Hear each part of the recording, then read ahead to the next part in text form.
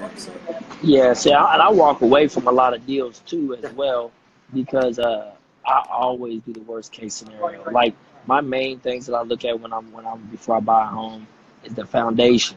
I mean, the foundation is everything. Like right, the foundation, and just making sure that the house isn't shifting uh, right, can make or break like huge, enormous costs. Now, if you like, I have a buddy that owns a foundation company, so I'm blessed in that area, you know. yeah, So, but if you see anything bulging out or in, you know, when it might need peering, like that's might be something to run from, unless it's in an excellent area and you're getting an excellent deal.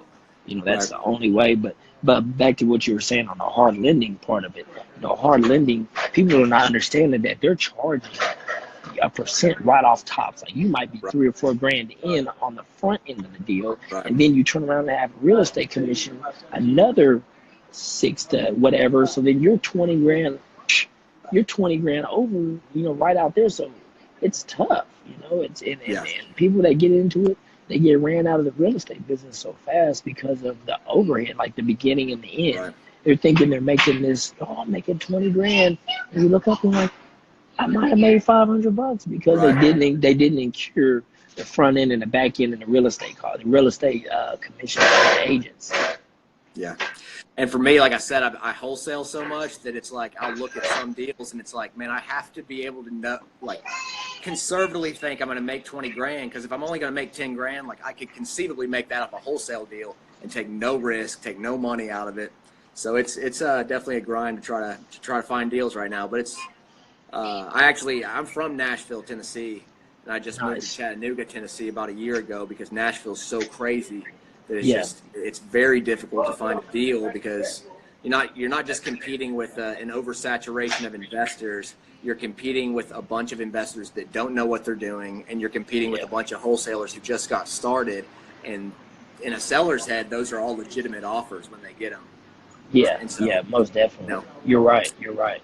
so Chattanooga's pretty hot, but it's not Nashville. So it's been a good experience, and it's been a good experience to switch markets and have to kind of like rebuild and reassociate with everything I learned in the first few years of my business. But yeah, I can definitely resonate with the issues that financing can cause. So Yeah. Yeah. And I actually, and you know, reviewing the deals after you got through the deal, like reviewing where the money went, and, you know, so you know what to incur when you get on your next deal, you know, and that's certain times I've been discouraged years ago in between, you know, years, just like, wow, like I thought I was doing so well and then I didn't make what I thought I should make. So you just, right, each deal you have to learn something from, you know. for sure. Every deal is going to be different than the other.